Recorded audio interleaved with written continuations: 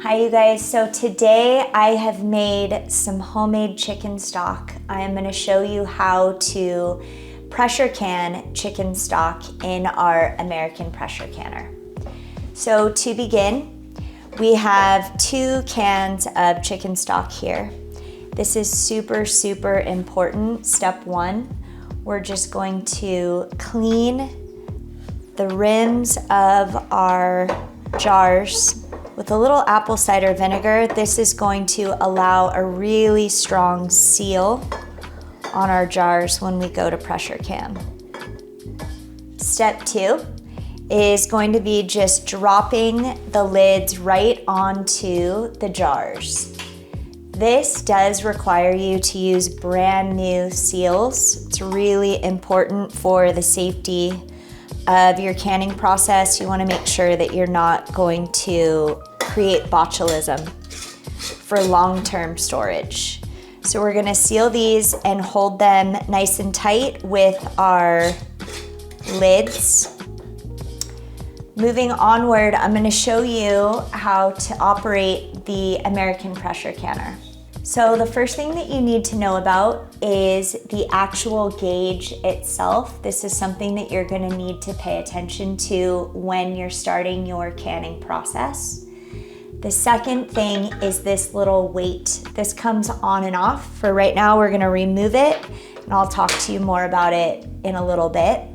The third thing that I want to show you is the importance of focusing on the seal of the pressure canner.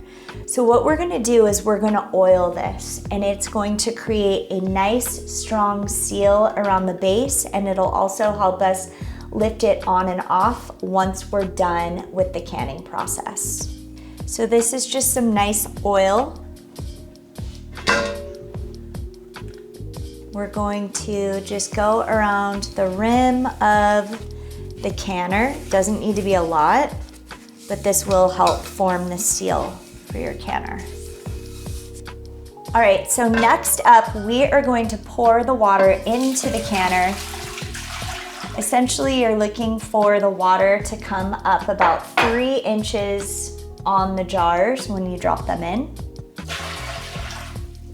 We are going to drop the base of the canner into the container.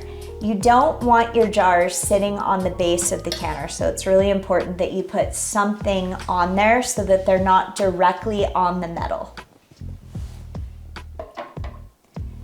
Next up, we're going to drop our jars into the canner itself. Here is one more thing that's really important to pay attention to, and that is the area that the steam is actually coming out of your lid. You want to look at the hole, which you can see right here. You want to make sure that you can see the light coming through the hole.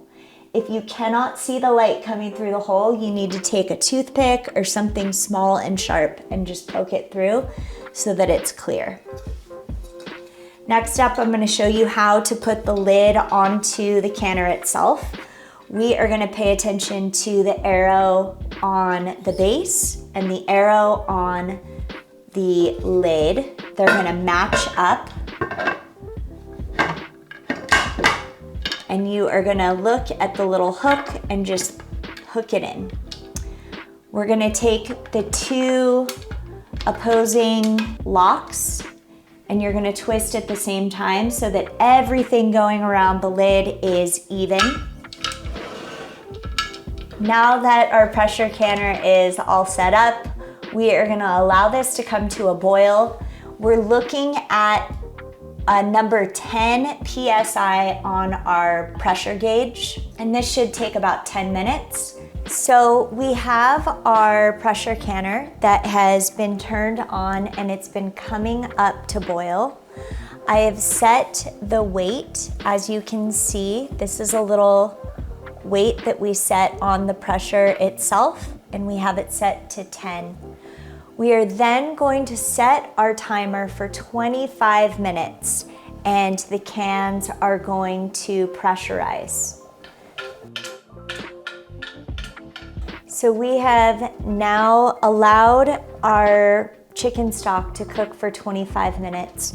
I turned off the heat and I allowed the pressure cooker or the pressure canner to come down to 0, which you see here. This is super, super important, you guys. You wanna make sure that you allow the pressure to get to 0 while leaving the weight on the canner. If you were to take this off while it is still at pressure, your cans have the risk of getting bacteria and then they're not gonna seal properly, and you don't want that. So now that this is at 0, we're gonna unlock our lid. We are going to unhook. And you see how easy it unhooks because we had greased this with oil so it doesn't stick. And you always want to open it away from you to prevent steaming.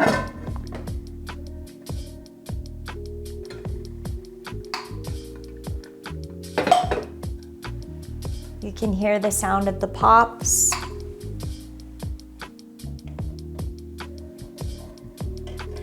Using your can grabber or your jar grabber, you're gonna leave these on the counter to rest for 24 hours.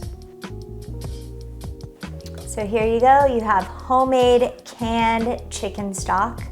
Make sure, you guys, one last thing, that you do not take these lids off until tomorrow morning, okay? So just set it and forget it, and make sure that the lids are nice and tight so that you know that they are sealed properly. That's it. Thank you guys so much. Enjoy.